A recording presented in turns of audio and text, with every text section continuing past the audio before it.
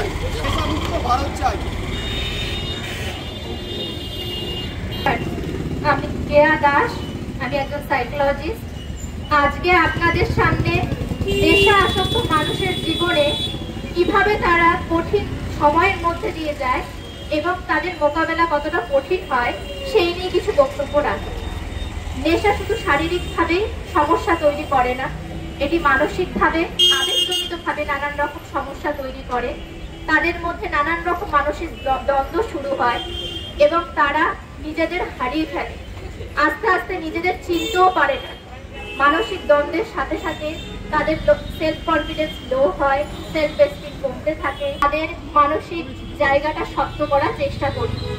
আমরা যদি সবাই তাদের বিচার না করে তাদের পাশে সহানুভূতির সাথে, সম্মানের সাথে তাদের অ্যাওয়্যার করতে পারি এবং তাদের সাথে আস্তে আস্তে কাজ করে তাদের সক্ষম করতে পারি, তাদের সামাজিক জীবনে ফিরিয়ে আনতে পারি, তাহলে আমরা তাদের একটা নতুন জীবনে ফিরিয়ে আনতে সক্ষম হব।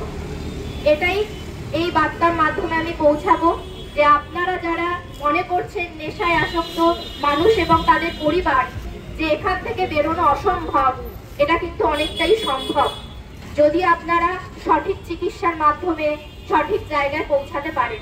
এটাই আমার আজকের বক্তব্য।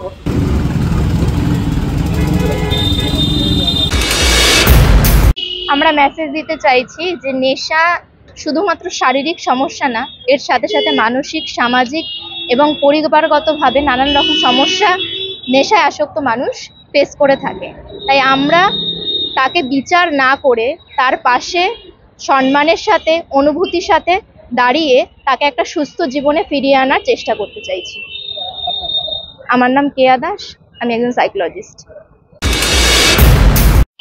আমাদের আজকে আমরা ডাক দিয়েছি নেশামুক্ত ভারতের, যেটাতে সহযোগিতা করেছে আশীর্বাদ রিহাব সেন্টার।